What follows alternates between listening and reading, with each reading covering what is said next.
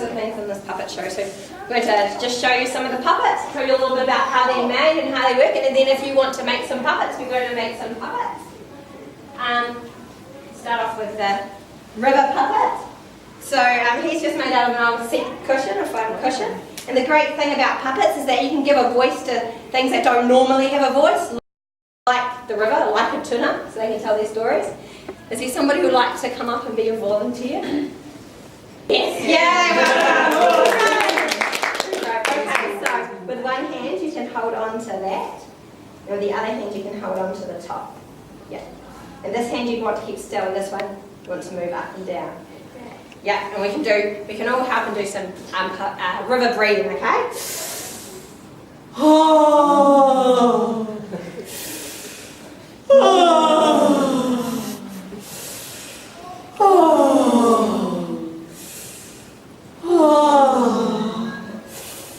Oh. Well done, well done. Volunteer for this one?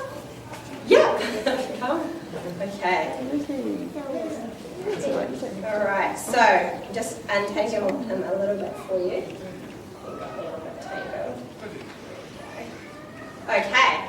So if you just hold on to the control like that. Right. Do you know? Can you guess how many strings are on Sam's head? Let's just lower him to the ground. Yeah. 2? Slightly more than 2. 3. One on his nose and one on each of his ears. And that means what's your name? So that means that Luke, just by moving his wrist, will make Sam go like this. No, no, no, no, no, no, no, no, no, no, no, no, no, no, no, no, no. And yes, yes, yes, yes, yes, yes, yes, yes. No, no, no, no, no, no. Yes, yes, yes, yes, yes, yes. Then you make him look up. And then the other thing, Luke, with your other hand, can you hold on to the string? You can give everybody a wave. And then follow that string, straight follow these 2 strings. And then it's whoop, a pull and a tap, whoop.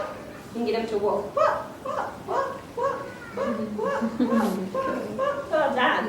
Well done, thank you. Well done. So, and then another sort of puppet that you had in this puppet show. Does anyone know what sort this was? If that was a string puppet? Does anyone know what this was?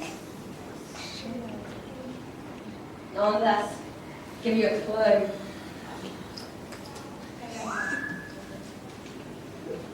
What's that? Oh, a shadow. So it's a shadow puppet. So shadow puppets are really fun, really easy to make.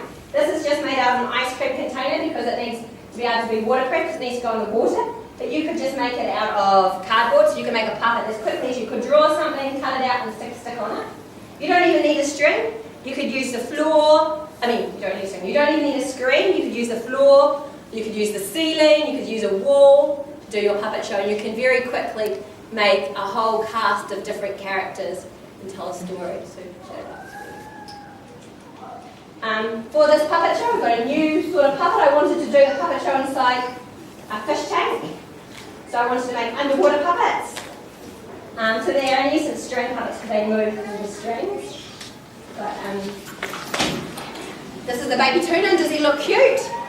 Good. I really wanted him to look cute because our long fin tuna and our great spotted kiwi and our kiriru are all at the same level of threatenedness.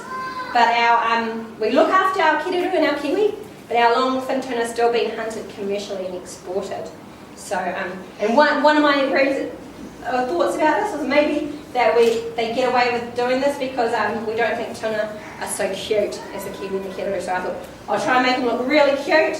So you all want to go out and protect the tuna and look after them. Another storytelling technique that I use in this puppet show. I made most of things, but I didn't make this. And a friend of mine, an artist, Gerard Cruson, made this. It's a really long painting. It's 7 meters long. And he didn't just paint the front. He also painted the back, so I know where we are. And it just rolls around to show the journey of the tuna. And Gerard, when he was painting this, he cycled around all the rivers and the creeks that lead into Porirua Harbour, took some inspiration from what he saw. And so you might be able to recognise some of the creatures, some of the environments that the tuna pass through. And the tuna is a really, really amazing voyager. So can really overcome lots of obstacles that are on her way as she takes her journey down to the middle of the ocean. So here, you can see that the river is all dried up, low tide. one of the techniques that a tuna has to overcome this sort of obstacle is to knot herself up with other tuna to make a tuna ball or eel ball and to roll. Really clever. This is the estuary environment, and you probably recognise this city that we're coming up to. Yeah? The river's not looking so healthy in there, unfortunately. Well, train station. And before that we passed through a farm environment. Again, the river has disappeared a little bit, but the tuna can wriggle over wet grass, no problem. But there is one obstacle that is a big problem for migrating eels. Does anybody know what this is? Know what this is? It's a dam, yeah. And so dam hydroelectric. We have lots of these in New Zealand. They give us electricity, but they do form a problem for eel. As you can see, they come up here and then they can't get past. But there are people that volunteer their time around the country who come and capture these eel and they release them further downstream so they can complete their journey. When the eels are young, when they're elvers and they're coming up, they're really great climbers. They can wriggle up 20 metres up a waterfall, up concrete, up rock, but when they get a bit bigger, they can't. And so in the story, Sam did a few things to look after the river, to make sure it was a good place for the tuna to come back to. Did you notice some of the things he did? What did he do? Yeah? He put the rubbish in the river. Yeah, he did a river clean-up, a stream clean-up, which I'm sure you probably have done. Just good. And yeah. He put the line up. Yeah. That's right. Drains to river. And this is a storm water drain. Did you notice the brown liquid that came at some point into there? So this is the storm water. And if you notice in the road we have little drains, grates, and those go through into the river. There's storm water. And sometimes people, when they've been doing some painting or something, they might wash out their paint containers, they might tip it down the drain, or they might wash their car over the drain and then the detergent goes down and it goes straight into our river. So he just put up the sign to let people know that whatever you put down that drain goes straight into the river. And the last thing he did was he planted some plants, because you might have noticed, especially in Porirua, there's lots of concrete around our stream, and that can be a problem because when it rains, all the oil and dirt on the road just gets washed straight into the river. If you have plants along the edge of a stream, it sort of traps some of that dirt before it gets into some of that grease oil before it gets into the river, and it also provides a nice shady environment for creatures like the tuna. So then the last.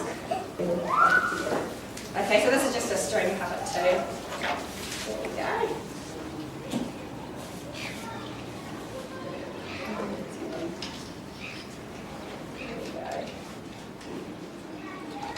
Alright, so you'll need to actually hold on to both of them with one hand, put your back hand.